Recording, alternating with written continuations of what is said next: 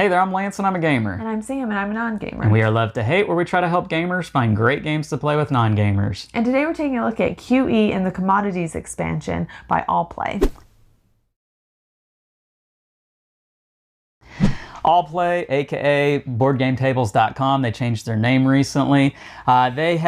They've had QE for a number of years now, which is a game that Sam and I have enjoyed and played over the years. Well, now there's a new expansion for QE, and that is the Commodities expansion. And this is going to add some additional components and gameplay elements to the game and spice it up a little bit. Let us go down to the table and show you what exactly this expansion adds to the game, and then we'll come back and share our thoughts on it as a gamer and non-gamer. All right, we have QE on the table with the Commodities expansion. This is from allplay/boardgametables.com. And let me show you guys what we have here with the Commodities expansion. I'll show you the components and then I'll explain the rules. So in the Commodities expansion, you are going to have a new, smaller board that is going to go with your normal player board that you get with the base game of QE. And these are double-sided, and I'll explain what each side does here in just a second. You will have commodity tiles, and you're going to have them in 3 different resources. We've got oil, gold, and crypto. And each stack has their own tiles. I think it's 6 per stack here. And on the back side of these are going to be differing values. You'll shuffle each of these stacks up and place them like you see here. Now, I do also have the upgraded checks for each player here. That you've got the UK, and as you can see, they have fantastic artwork on both sides here. We've got the EU, China, the US, and Japan. And these are just upgraded checks that you can use instead of the checks that come in the game, as you will be writing your bid on this side here and handing them face down to the auctioneer each round. And that's that. So QE is a game in which you will be bidding for these business tiles. There'll be one each round up for auction. This particular one here is a U.S. agricultural company that is worth 4 points. And the auctioneer starts the round by putting out a starting bid. And maybe they bid for this particular one. Maybe they bid $400. And you can bid whatever you want in this game, however much you want. And that's the opening bid. Now, all the other players will decide whether they want this particular tile or not. And if they do, then they're going to have to bid higher than $400. But you don't know what the other players are bidding because this is a secret auction. Now, if you don't want the company here, then you would not obviously bet higher than $400. But ultimately, whoever ends up betting the highest will receive this particular tile. And the auctioneer will secretly write how much they spent. Maybe this person spent $17,000. Again, you can spend however much you want in this game. And that person would win this particular chip here, and it's worth 4 points at the end of the game, but it's also going to help you to complete certain sets. You are trying to get lots of the same colors so that you can get higher victory points, but you also want to get one of each type of color here because that will give you diversification, increasing value of victory points. But you also want to get the companies that match your particular country. So the US player here wants to get the US. Let me get this in frame here if I can. They want to try and get the United States companies. There we go. Sorry about that. As that will give them increasing value of victory points. And you keep track of your victory points right here as well. So that's the base game. And ultimately, who ends up spending the most? If you're wondering, well, why wouldn't you just spend millions upon millions of dollars? Well, whoever spends the most in this game, they cannot win. They are eliminated. So you do not want to be the person who spends the most money. Now, what Commodities adds to the game? You will, as I mentioned, get a secondary board here. We've got one for China, the EU, Great Britain, Japan, and the United States. And this is going to have 2 sides to it. You are going to be playing mostly on this side throughout the course of the game. When you are the auctioneer, auctioning up one of these company tiles, you will keep track of not only who won the tile, but whoever was the second highest bid. And you will write that value right here on your commodities board. So maybe the second highest bid, we saw that the person who won it bid $17,000. Well, maybe the second highest was $13,000. And so you would write that number right here on your board. Then you would ask the person who bid the second highest what type of commodity would they like. Do they want oil? Do they want gold? Do they want crypto? And maybe they say, I want oil.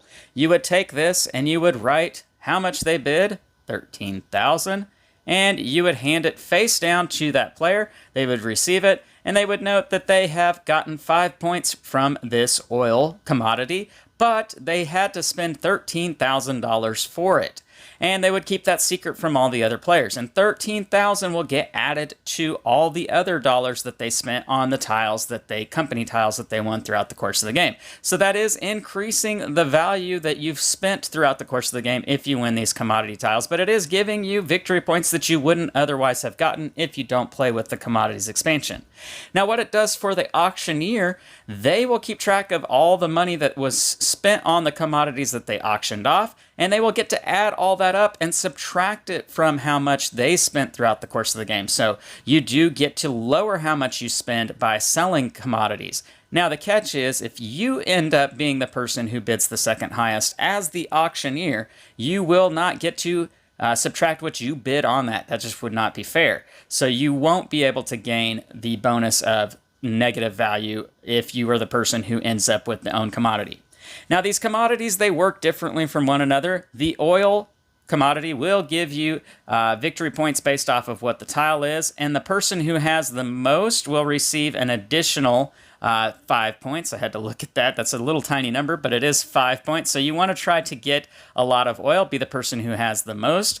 The gold will give you victory points as what it says here, but there will be -3 value if all the gold tiles are depleted. So if everybody gets the gold, then the gold has crashed and you will subtract 3 from whatever is on this tile. And then crypto is very basic. You get whatever is printed on this. However, it ranges wildly, just like crypto does in real life. It can go as low as 0 or as high as 10. And so it is a bit of a gamble when you take a crypto tile. And that's it. That's all there is to the commodities expansion. It adds a little bit of extraness with the commodities, trying to get them and sell them on your turn so that you can lower your how much you've spent, but also so you can gain victory points if you are the person who didn't bid the highest. There you have it. Let's go back up top and share our thoughts on QE and QE Commodities. And we're back, and now we're going to share our thoughts on QE Commodities. But before we do that, let's just real briefly talk about our thoughts on the base game. So QE is a game that we have taken with us and played. One in particular memory that sticks out in my mind is we took this to a 4th of July celebration and played that basically on a blanket in the middle of a field at like kind of a picnic type setting. About that. And it's a game that really sticks out in my mind. I enjoy it. I enjoy being able to bid whatever I want to bid. What do you feel like? What are your feelings on just the base game of QE? Yeah, I think it's great. I think you don't have to understand much about economics, No. but at the same time, Right. It does help you kind of learn a little bit about economics. I think this will be a great one to kind of keep on our homeschool shelf for our kids. Not that we homeschool, but If we ever did. Games that have an educational something to them. Because it is based off of history. It's based Yes. off of the 2008 recession and how many countries are just printing money left and right. Yeah. And so it's that idea of I can spend whatever I want to spend, but there is the risk of being the person who spends the most and you go into bankruptcy because of that. Yeah. So it does have an idea attached to the game, a lesson to be learned about it. Yeah. Gameplay wise though, I feel like it's a very fun experience. Yeah, I mean, you're just making up. Right. Just making up numbers. Right. I'm bidding $1 billion. Yeah. Well, I'm bidding $2 billion. Yeah. You know, and I mean, with the people that you're playing, I think after the first 2 rounds, you kind of figure out where we all tended to be more between the $200 and $500 range. But you could play a game with people and you're all in the trillions and millions. And it just doesn't, And you won't know how that's going to shake out till you've played 1 or 2 hands. Yeah. And then you start to see, oh, this person bid way too much. Yeah. I'm going way under that. Yeah. So, extremely fun game. I've heard some people say it feels broken because of that you can bid whatever you want to bid. play the game more. It's not a broken game by any means. It's very sound in the way it's designed. So yeah, I feel like there's more to it. There's another game that we have, Wits and Wagers. Not the same idea in that you're making up your own bets, and that game feels broken to me, even though Lance loves it. I do like it. But this feels very much like a game. Yeah. So now we have the commodities expansion, and what that, as you saw in the component portion of the video and the rules, it's going to add these new commodities, basically, to the game, in which are going to provide additional not resources, but victory points. You've got the gold, you've got the crypto, you've got the oil, and each of these commodities that you're getting, if you bid second highest, they are going to give you differing victory points. And those victory points might change based on how many of the commodities shake out. There's a little bit of luck based off of what you draw from the stack. So there's some things at play here with this, but being the person who gets these commodities, it's going to affect how much money you spend as a country for that very important who hasn't spent the most at the end of the game. Sam, for you, what does commodities add to your experience with QE? I don't feel like it changed my opinion of the game at all. Okay. QE was still QE, and you just had a little bit of something else going on the side. I think for a gamer, anytime that there's something you can add to a game, it makes it more exciting for them. Whereas for non-gamers, I feel like it's kind of like, I already knew how to play this. Why are we changing it up? Now I got to learn something else. Yes, and so that's always kind of my opinion when we have an expansion. Every once in a while, there's one that I'm like, absolutely, that really helped and changed the game. This one, I can see how somebody would enjoy it and need that extra oomph for the game. I didn't necessarily feel that way, though. Yeah, I think for me, I have similar feelings because it doesn't dramatically affect the game. And really, it's only providing a benefit, somewhat of a benefit, to the person who bids the second most. Yeah. And so it's really only affecting one player each turn. And so the number of times that that's going to be you in a game is not likely to be very high. Yeah, depending on how many people you play with. Yeah, depending on how many you play with. And so it's really only changing up the game maybe a third of the time for most of the people at the table. And so really it's going to have a smaller impact overall when you're looking at the full game.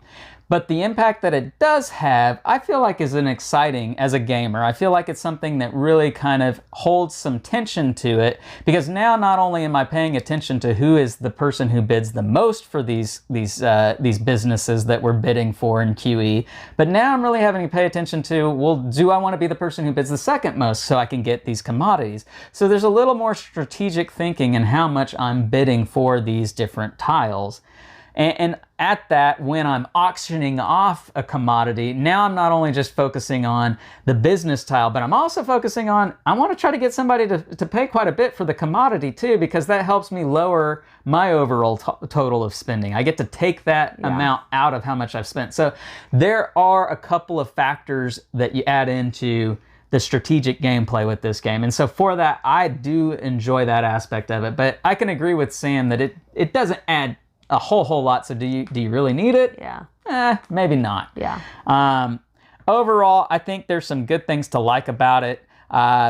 If we're going to score an expansion, which I don't know if we've really done too much in any of our videos before, I really enjoy QE. It's one of my probably favorite bidding type games, secret bidding kind of games. For adding this expansion to it, I would give the expansion probably a 7.3. I think it does add something, not a whole lot, to a game that I already absolutely love. So that might mean that that's not a great expansion. I would say it's maybe just, it's an average expansion. It does add something, but it's not going to blow the game up for you. I don't know, Sam, do you want to give QE Commodity a score? I'd probably give it a solid 7. Okay. I mean, it's fine. I just don't think it's necessary. Yeah, I would agree with that too. So hopefully that gives you all an idea of what to expect with QE Commodities if you're familiar with the game QE already. So give you a little bit of idea on whether or not you should go out there and pick up this expansion for you. Leave us some comments down below. Let us know what you think about QE and what you think about the new expansion. Make sure to like and subscribe and push that bell button so you get notifications of all our new content. I'm Lance. I'm Sam. And we are Love to Hate, where we try to bridge the gap between gamers and non-gamers. We'll catch you next time.